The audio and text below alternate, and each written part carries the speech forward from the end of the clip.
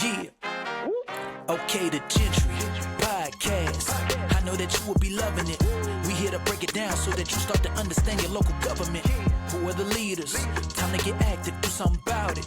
Dealing with jobs, the workforce, and affordable housing. Motivate and inspire. Elevate, take it higher. For the next generation.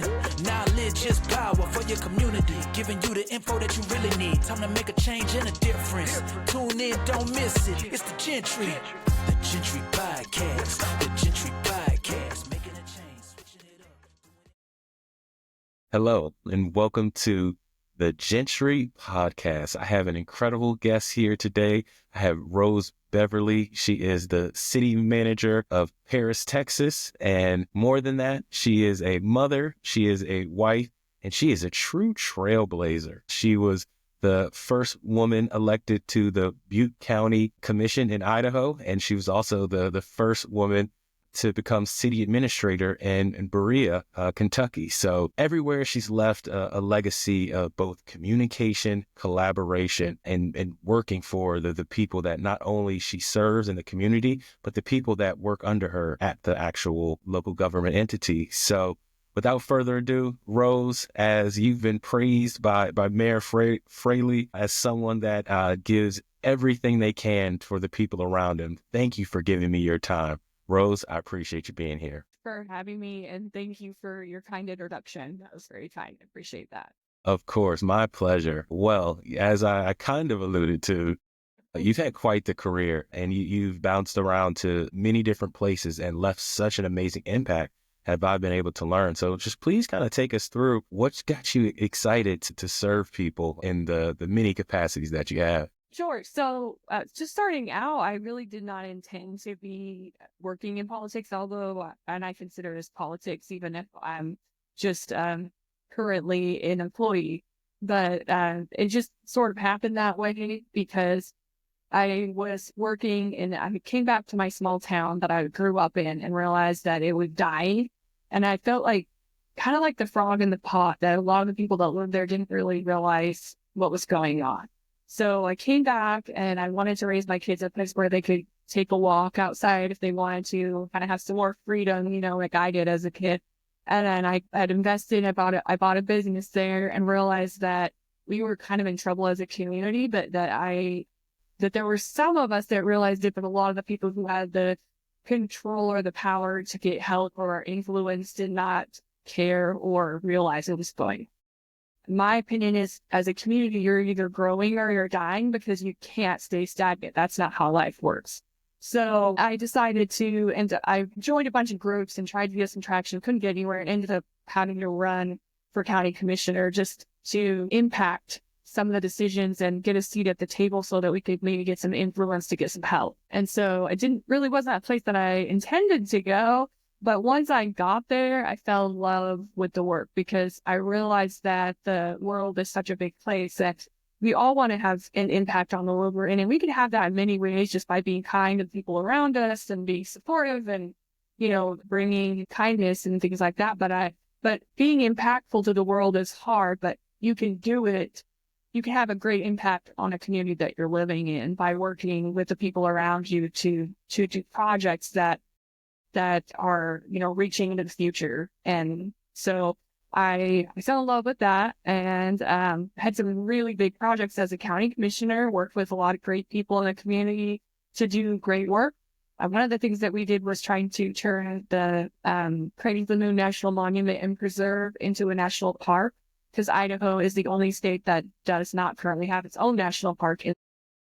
So that was a big deal for us and the monument was created, it was supposed to be a park, and that was in the county that I was living in, and tourism was a big deal to us. So we were trying to get that done. That would have required a president's signature to get it all the way to the end. We got really far with it. We did not get it done, but brought a lot of attention back to the park, and the visitorship to this day is still higher than it was before we started that project. So those are the kind of things that I started getting involved with. I ended up being the president of the Idaho Association of Counties that did do the work that I do. And I found out that you could do this work and not as a basically kind of as an employee, as a county administrator or city administrator or city manager, that stuff. I had no idea because in Idaho, we don't have that position as a part of the local government typically. Since then, I found out there are a couple little cities that have that, but I didn't even know that at the time. So now I was able to transition into that work full time. My first job was in Minnesota. And then I spent 3 years in Berea, and now I'm the city manager here in Paris. And all those jobs were as city administrator, city manager type work. That's incredible. It feels like almost out of necessity that you came into to politics. And I feel like when people are called to do something rather than this is what I've always wanted to do, like sometimes I feel like that passion and that calling is what makes for an incredible public servant. And clearly you've let that legacy. Now, please treat me like a child. What is a city administrator and how does that differ from a city manager? Sure, that is actually a really good question. I think a lot of people don't really understand that. And it all depends on the form of government. So typically, a city administrator works in a strong mayor form of government, meaning that the mayor is basically the CEO of the government, you could say. They're the chief executive officer. They're in charge of hiring, firing. They make all the final decisions, the budget, all that. But what happens is in a strong mayor form of government, the mayor is trying to go out and do things in the community. They have political work to get done. So they will hire a city administrator and assign them those roles. So in a city manager form of government, those roles are assigned to the city manager inherently to the form of government. So it's almost the same thing because you get assigned the responsibilities. Personally, now having worked in both, I prefer the city manager form of government just as a professional, because as a city administrator, they can hire you to do the job, but if the mayor doesn't want to hand you over the responsibility, you still have it. You have the responsibility, but you don't have the ultimate decision making, if that makes sense. So they're very similar.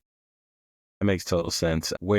In which way do you have more latitude to get to things that you want to get accomplished? And it seems in the city manager traditional format, you have a little more latitude with that. So I get why you made the jump, but you left such a legacy in Berea. Like I was reading multiple articles of council people and the mayor singing your praises, even once leaving. So I've seen those relationships. It sometimes could even be tenuous, but no, it was nothing but positivity. Can you kind of speak to why that is, and maybe some the initiatives or the collaboration you were able to kind of create in Berea that would merit such glowing words? Well, thank you. That was really kind of them, and I really enjoyed working with everybody in Berea. Berea itself is a little bit of a complicated situation because you have a college there that a liberal arts college and kind of a religious community. So it's a polarized council and a polarized community. They still come together and get stuff done, but there's a lot of disagreements. I will say that they handle them typically very professionally though. So it's a little bit of a complicated situation. How I was able to navigate that is I feel as though one of the reasons why I love city government is because to me, I serve everybody. So no matter what your opinions are, what your background is, your political affiliations, and I just try to be fair. And I want to hear everyone's opinions. And I will collaborate because at the end of the day, what we really have to come together on is that we're here to serve our people. We're here to provide them with the services they deserve. And a lot of the political stuff should not matter. I mean, they do get in the weeds with it sometimes, but typically my job is to equally care about everybody. I don't take stances on things, and I work with them in respect to each individual council member and each individual citizen, and I don't care about the other things. So I think I try really hard to let everyone feel and make everyone understand that I do care about them and their opinions. And I am a collaborator. And when I say that, I actually mean it. I mean, I really want to hear everyone's opinions. And that's just how my brain works, because I want to take all the information and then make the best possible decision. And I don't care who came up with the ideas. In fact, it should be a bunch of different ideas that you kind of put together and find the best path forward. So I think people can tell when you genuinely do care about them, and there's a lot I don't have a lot of ego involved. I care more about getting the right things done than who takes the credit. I'd rather give the credit to the people who are getting elected so that they're doing a good job. They can keep it, That makes a ton of sense. And that humility shines through in everything you do. I remember we were speaking about joining the podcast. You're like, well, I'm just starting. And you have such a breadth of experience that I knew I wanted to get you on. And once again, congratulations. It's been just over a month. Is that correct? A month and a half, I think, Wow. at this point here in Paris. So I'm learning a lot. It's a lot different in Texas. So all I'm doing right now is asking a lot of questions, it feels like. But I think that's so important. And I think that's the legacy that you've left at the different places, but it's not easy. One thing that when I speak to people, I often hear the squeaky wheel kind of gets the oil. You said that you want to make sure that you're listening to all parties and creating collaboration. How do you navigate that working, or how do you look to navigate that going forward in a new community in which, you get online and you see people saying the bad things, and you definitely want to address those people, a small minority. Most of the people are, happy with what's going on, or they're too busy to really engage. How do you make sure that all voices at the table are being recognized? well, it's really hard. I think that's a challenge that a lot of cities are facing. For me, just getting here, starting out, one of the things that I did, and I think a lot of city managers do this, is just a lot of one-on-one meetings with any community stakeholders who would have them with me, especially the council members and department heads, but a lot of others in the community as well that come and talk to me. And I'm taking notes. And I'm taking in all their information. I'm going out to community events and I'm talking to people as well. And then I'm taking mental notes or coming back and making notes and looking for patterns of things that, a lot of people are saying that we have work to do here. They're worried about things over here. And so I'm taking all those things, and right now I'm still kind of in that mode of taking in information. But I've also started already working with staff on some of the areas that, okay, we know we have issues here because we have so many people saying the same things, and trying to put together plans while also taking in information, or at least compiling the areas that we're wanting to be focused on. I think looking at social media, as far as, I don't want to engage, but it is a good way to engage in, meaning like in talking back and forth on social media with folks. I don't do it that way. But it is a good place to see where the community is, what they're worried about. And so you can go on there and get a good idea of some of the things that they're concerned about as well. So it is a good way to get information. And it is a good way to give it as well, but not just, you have to be careful about that. I think it's such a tough web to weave, understanding what people want, understanding what people need, and engaging the majority versus the small minority that may be loud. Process, I guess, speaks to your background. I too have bought businesses, and you buy a business, you go in, and the first thing you do is just listening, learning, taking meetings, understanding, trying to figure out the patterns. And then after you've done that for months, then you can start making like a strategic growth plan and stuff. So I hear you, and I think you're doing it in a manner that I think is clever and effective. So I definitely want to commend you there. Now, speaking of pattern recognition, what are some of the similarities or even the differences between Berea and now Paris? Yeah. Well, some of the things you see that are the same is, this is the third city I've come into where we need to get a pay study. That I think cities are now leaning towards the trend of every 3 to 5 years doing a pay study to see, because one of the things that I take the most pride in, and I know that you kind of mentioned this before, is making sure that our staff is feeling supported and cared for, because we can't give the services that the community depends on in the way that they should get them if we don't have a dedicated staff. And cities with staff is so competitive right now. Our pay typically is lower than the private sector for the same sort of work. So you have to find people who are passionate about giving back to the community, but we also need to make sure that we're trying to pay them the best that we can. And our benefits are typically better, so that's helpful. But in some ways, and hopefully our retirement as well, our benefits that way. But in some ways, the private sector's kind of stepped up and it's better competition for us there than it has been in the past. So we really do have to be looking at pay. So I think that has been similar in every city that I've gone to, that there's some disparities, and the employees are concerned that, why am I staying here when I could go somewhere else and make more money? And so this will be the third city that I've gone to and have to come right out the gate with a pay study. But fortunately here in Paris, they already had it budgeted. So they did already know they needed it. And a big part of that is because of inflation. Things have changed from 2020 to 2025. It's like a whole different world, as you know, as everyone knows, for pay. So luckily, I'm not fighting a battle. They are trying to convince the council that this is needed. They already know that. That's been a huge similarity, though, everywhere that I've been. And we did one in Berea. I did one in Minnesota. So I think it's just knowing that and keeping up on it. Very competitive for police and fire. They're not, it's become more stressful, I think, especially for police. Things have been, changing in our society a little bit and expectations.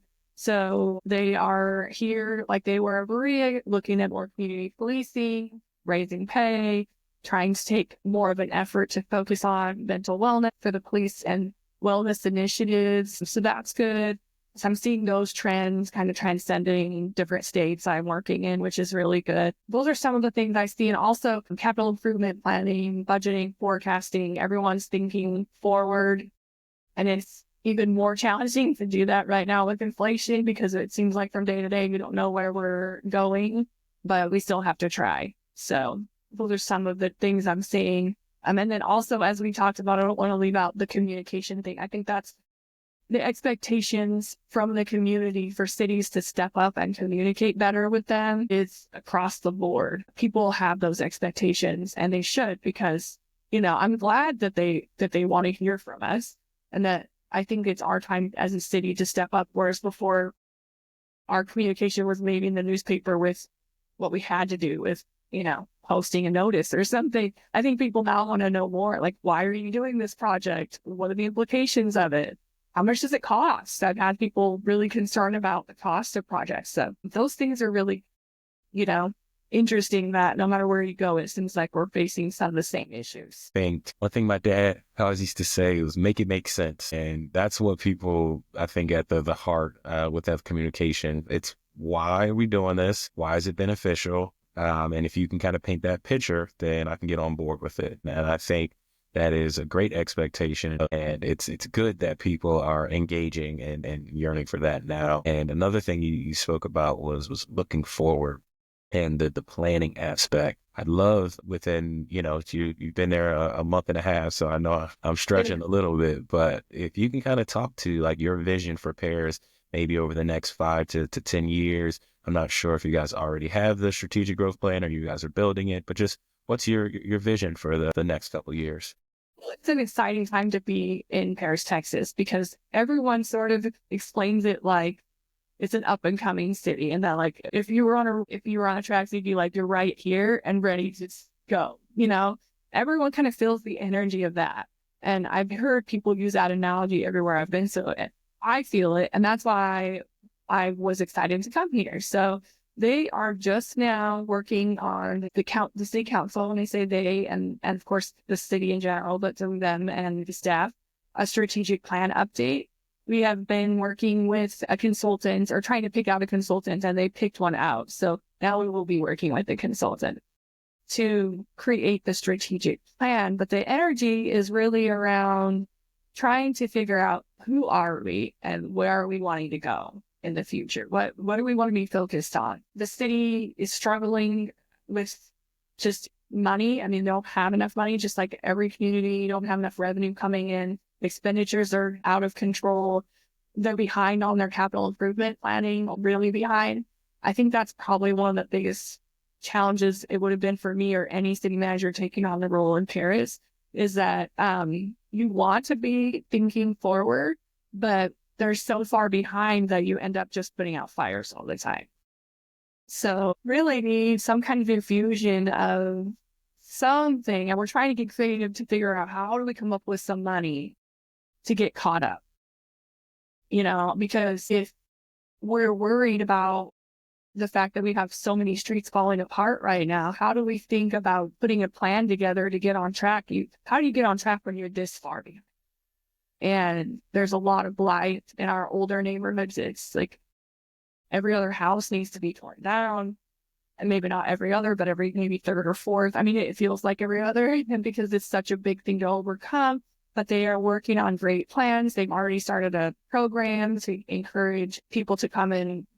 Well, they're working on getting those blighted houses back, either taking down the houses or selling them for a really reduced rate. Some cases, $1. Just we will tear the house down and sell the lot for $1 to somebody who wants to come put a house on it. So, I mean, they have these great programs in place, but looking to the future sometimes it's hard when you're dealing with such a heavy right now, I guess is what I'm trying to say.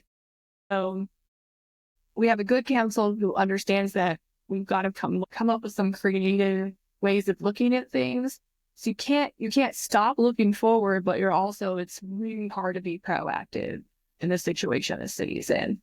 It's sort of right on the brink of growth. So you want to be thinking about and putting plans in place for if it does happen, you're ready for it. So it's very complicated all at once. That answers your question, but maybe not sure. Definitely. I think before you can totally jump to, we're kicking off growth, everything's going well, you have to shore up the things that you need to take care of. People always say, well, you just said, I'll say that.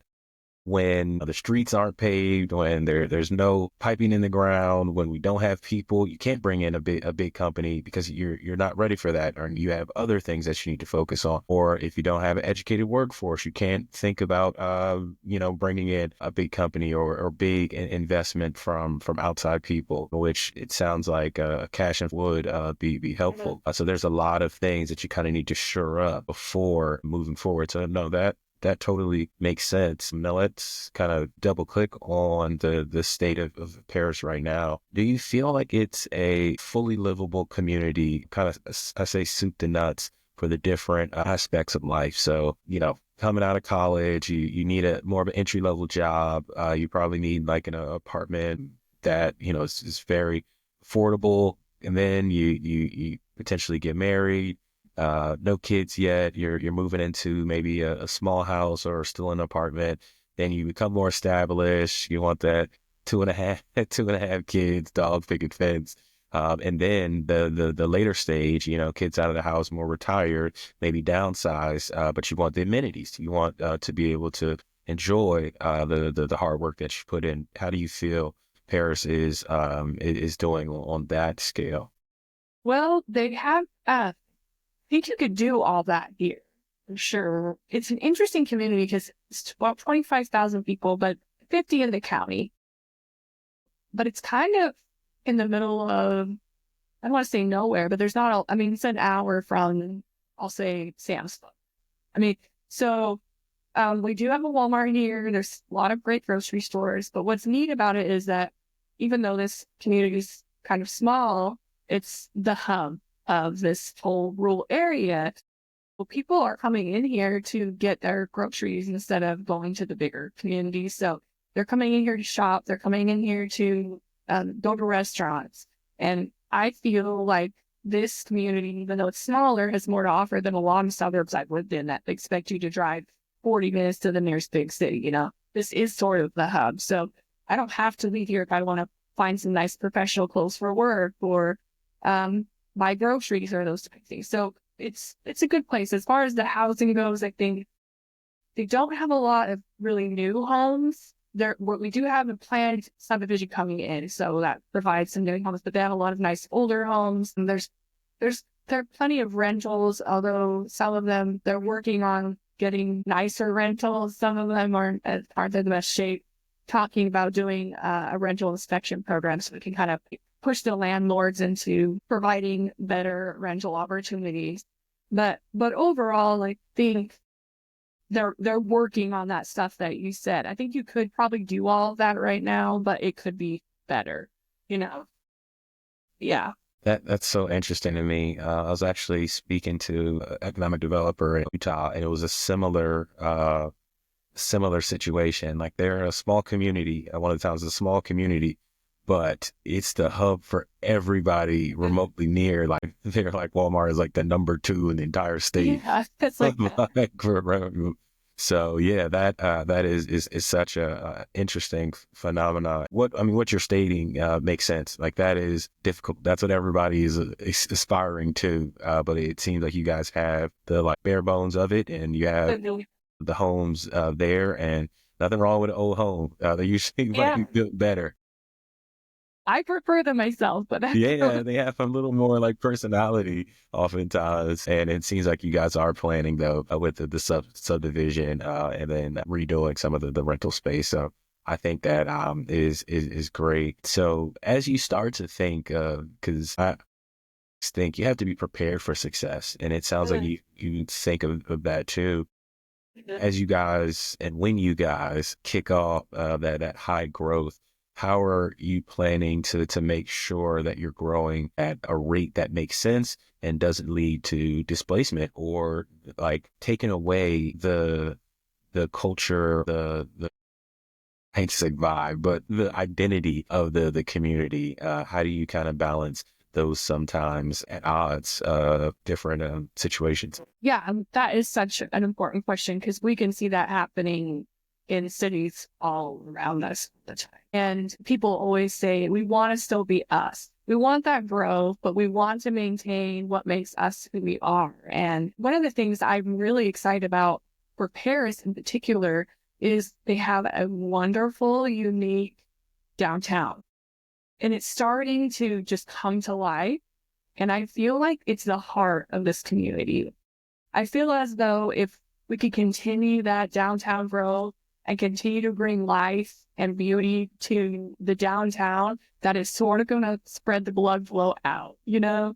And it's such a unique thing to Paris. It's just a unique downtown. It's beautiful. And in the center, they have a little park with this beautiful fountain, and it's big. It's like I think it's an acre, a little acre right in the middle, the most beautiful setting. And they've covered it. It's got a lot of trees and they've covered them with lights. So even at night, it's like daytime right there. It's so cool.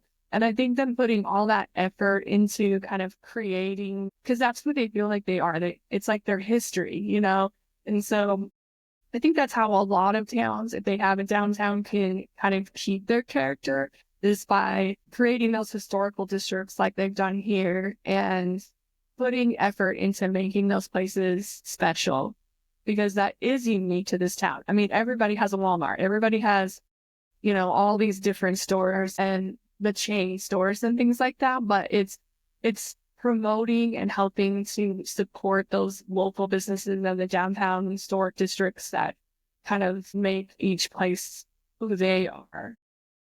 And they really have focused on that here. And I think that I hope that we can continue as a city to do that and to support that, because they have seen, I will say, with the amount of money that the city has put in, it's come back 100-fold from downtown. That's where like the infusion of money and getting that invested back has really paid off for them. So Nice. Well, that makes so much sense to me. And I know your background, the small business culture of any place is so important. And these historic district, it seems like you're really getting a return on the investment that the community has made. Going forward, and I know you guys are just working with a consultant to put together your strategic growth plan, but what are some things that you're potentially thinking to support and retain the businesses in Paris? And you can say things that you've seen in other places that you've done, or things that, you know, if you had a pot of gold, you would want to do in Paris. But just curious to hear some of your thoughts. interesting, because here in Paris, they have the Paris Economic Development Corporation, which gets money from the sales tax. So it's money set aside from sales tax. I think it's a quarter and of the sales, 4%. Anyway, it goes back to them. And then they are not, I do not oversee economic development. It's not underneath my purview. So we really have to work with them, alongside them, and support them But the interesting thing about the way that our PEDC, they call it EDCs here, the way that ours was set up, the way I'm understanding is that they don't do small business. That is not something that they're allowed to do. So we have the most wonderful director. Her name is Maureen. Could not think of a better go-getter in the world with more energy than this woman. I mean, she's working with a lot of challenges, and that doesn't stop her from moving forward. She's wonderful. And we have a great board that we're working with there. But all that being said, they're really focused on industry. We want to support them in any way we can. And as you know, a lot of that's through making sure that we'll support abatements if they need them, and making sure that we are providing the infrastructure that they need to grow for the industry. And they've done a great job, actually. And like I said, we have a pretty strong industry for the size of our city. But there are things that I think are holding it back a little bit. But as far as like small business goes, that leaves the whole, and you have the chamber, but that's not really their job to just support small business. They have another focus, and they're really focused on tourism. So what I would love to see here in Paris is that we would hire a small business development team, at least one person, but hopefully more than one, who is focused on helping startups, providing them with support. At least they may be not the person to support them, but they can provide them with the resources that they need and the people, and help them to find the information that they need. I've seen classes put on for any kind of topic for a small business, how to run your books, how to do HR, all those things that you can do to help, because we all know how challenging it is, and taxes and promotion of themselves, classes to help small businesses learn how to do online promotion of themselves and things like that. Going out with them and talking to them and finding out how we can be more helpful to them. I think right now in Paris, we are really lacking that support of small businesses. So it's something that if I can wave my magic wand, we would definitely have a position. And I have talked to the chamber, and I've talked to Maureen at the EDC, and I've said, do you feel like this is the spot where we are lacking? And they say, oh, 100% they are. This is a big issue for us. So we do know that that's somewhere we'd like to focus our energy on soon, but it's definitely an issue. And for right now, what we can do, I think, as a city to promote and support small businesses in our way is just helping them to get through the red tape. If they want to start a business, that we're being supportive of them, and that we go and help them and give them options, and as far as like permitting and things like that goes. But we could definitely do more. I think that's so important, and you hit the nail on the head. I think your, small business today with the right support and the government becomes your big business bringing industry in the future. And I think that early support that you're talking about creates that loyalty. So they're not trying to jump to some other suburb that's got an incentive package. Like, they really want to grow in Paris. So the fact that you're thinking about that and having those conversations already, it's been a month and a half, like, shows how committed you are to that. And I'm excited for the small business owners that will be able to benefit from that in the future. Now, shifting to the industry conversation, what have you seen either the EDC do, or what interest in bringing industry? Do you guys have a certain pocket that you guys are looking for? And then maybe a step further in that question, what are some of the strategies that you use? I've heard everything from we use incentives to we don't use incentives, but we, like you said, get through the red tape. We get through certifications quickly. We make sure the infrastructure is already there, and then we go out. So there's a lot of different strategies. So definitely a two-parter. So what industry, and then strategies to bring in those industries.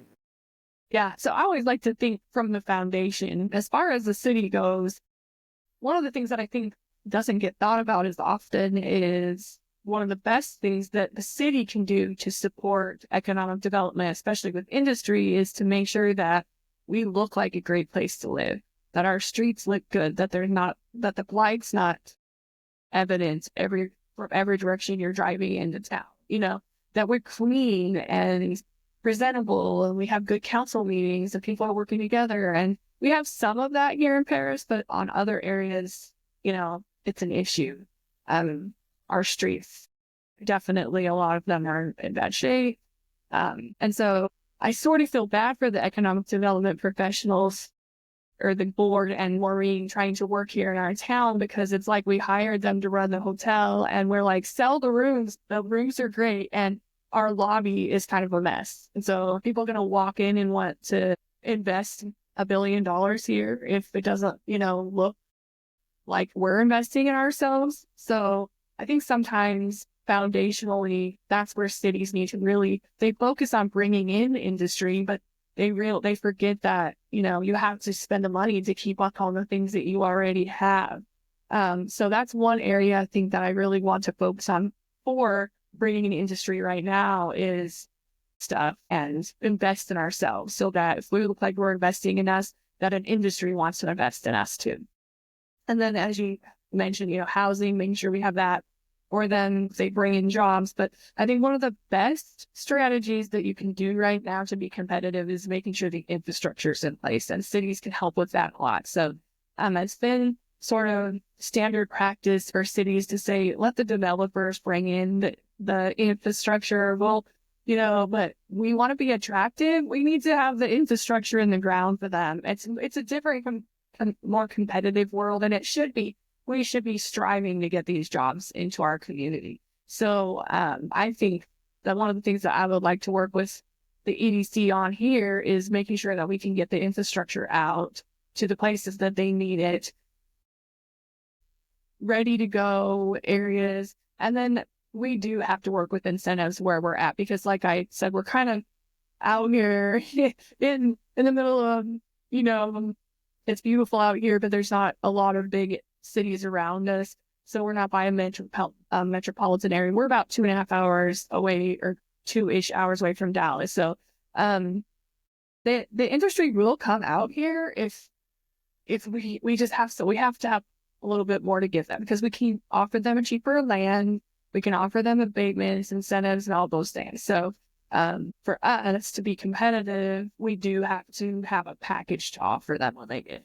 And what I guess maybe in the past there, what have been some of those tools that you guys have used as incentives? And then maybe the follow up to that is, how do you guys kind of track the ROI? It sounds like with the downtown, like we put in some capital improvement and it came back, whether it's tax revenue growth, jobs. I don't know what the metric would be, but I'm very curious to hear the tool. I think jobs for industry is probably the number one way that they track whether it's successful or not. And also obviously investment into the property. So the property value of whatever they're putting in. And then when we're looking to attract industry, at least for me, and I'm still getting to know what they're doing here, but for me personally, I'm looking, are you putting in jobs that are going to pay for a long time? Is this something that we think they're going to be investing in here for a long time? Because what you can see happen sometimes is they'll come in, get all their abatements for taxes, and when that's done, they're gone. They're on to the next abatement, So trying to make sure that these are long-term investments, and it's really great if they're coming in, they're bringing their support businesses with them. So you can get a lot more that way. I'm trying to remember exactly what you asked, because I kind of got off on incentives. What have we used? Yeah.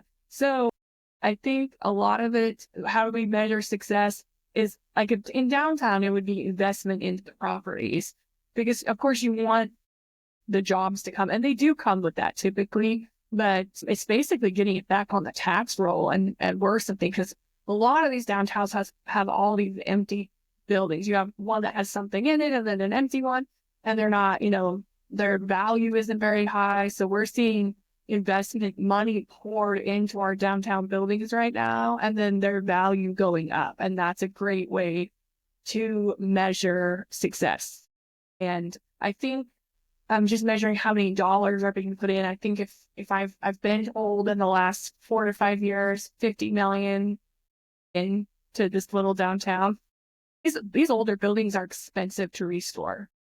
So, it takes some people in the community who've been passionate and wanting, and then there's people coming from Austin and other big areas, and they're bringing money in here because they see that, I think they get the feeling that some things are happening. And so they're like, okay, I'm going to go put some investment into their downtown. So that's pretty neat. I think that's a good way to measure it. But outside of that industry, I think you're more measuring in jobs. I mean, it sounds like you, exactly what you said in the beginning, up and coming and ready to go. Now you're seeing the investment in the downtown, and that's where it starts, like you said, and then that'll slowly trickle out.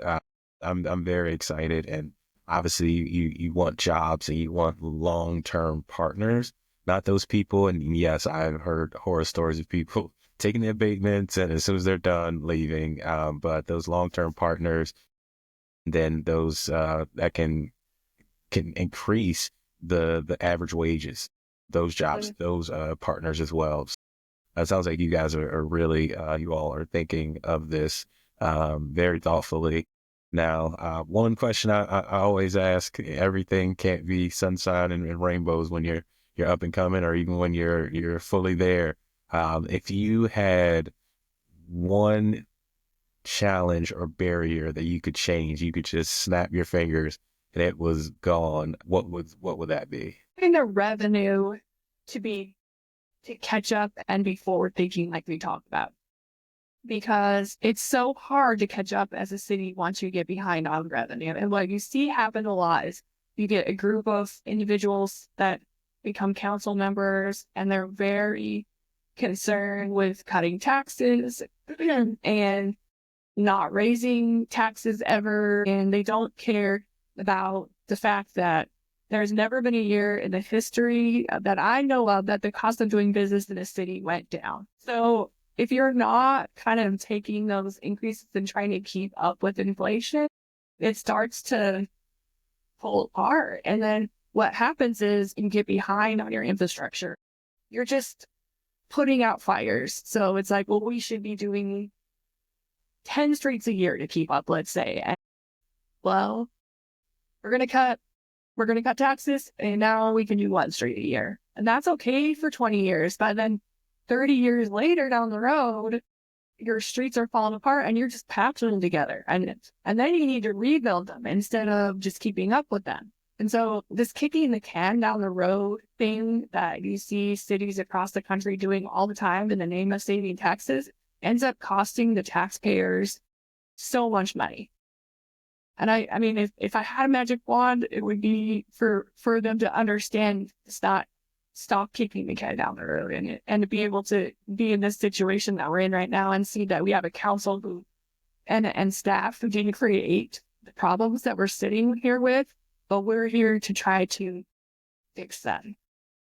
And it's challenging. And my goal as a city manager is to never do that to the people coming behind me. And I hope that I can always work with council members as much as possible who feel the same way as I do, that if a challenge is brought before us, don't just band-aid it and go on. That you need to really look at how to fix it. And I can give you a really good example. This council here was faced with having to do a complete remodel on the sewer plant that should have been done 20 years ago. And I mean, it probably would have cost a third. And now we could just be doing a job expansion of it, but instead the can got kicked down the road and now it's $100 million project. So now the community is so mad at them because they're like, our sewer bills are some of the highest in Texas. Well, yeah, they are, because it's not their fault. This should have been taken care of 20, 30 years ago. So, I mean, those are the types of things that it takes guts and courage to deal with the things that need to be dealt with that are hard to explain. But like we've talked about using communication, I think we can get through those things. So you bring up such an important point, and I'm glad you stated this is across America. This is local, state, and federal. When you're in a position and you have to take a look at reelection, especially, sometimes decisions are made that can, as you say, kick the can down the road. It does take somebody and some people like yourself, and it sounds like your council is aligned to have guts and really do what needs to be done, whether it's, fixing pipes and making sure that they actually get redone so they don't burst 10 years later in the middle of winter, and then it's a rush job and you have to pay even more for it.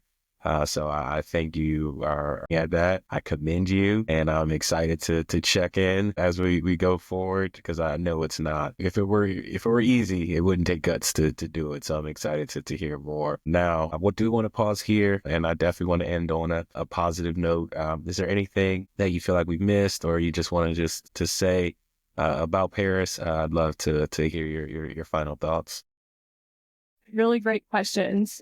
So yeah, I think just going forward, I'm excited to be here. I think I've worked in communities that had less challenges than Paris. I would rather work in a community with big challenges that people are excited to take on than somewhere where what I've found in some other places sometimes is that there's nothing to be too stressed out about. They get stressed out about everything. They're just making stuff up at that point, I'm nitpicking. And what I see here in Paris is a group of people who realize that they're up against some big challenges, but are, like we talked about, have the guts and the courage and excitement and the love for the community enough to take those head on. And I'm grateful to be a part of this team. And I see that here with the staff and the elected people and a lot of the citizens, that just all kinds of groups of people coming together and wanting to do good and have a good impact on the future. I'm excited, Rose. Where can our viewers reach out to you or get more information about what's going on in Paris? Yeah, we have our website, paristexas.gov. And then also you can email me anytime, rbeverly@paristexas.gov. And it's Texas is spelled out. Well, I appreciate you, Rose. I know you're going to do an incredible job, and you will get glowing reviews and remarks from everybody when it's all said and done. And I just appreciate you taking your time out to come speak to us today. And for everyone watching, this is the Jentry podcast, and we appreciate you, and we can't wait to see you next time. Thank you.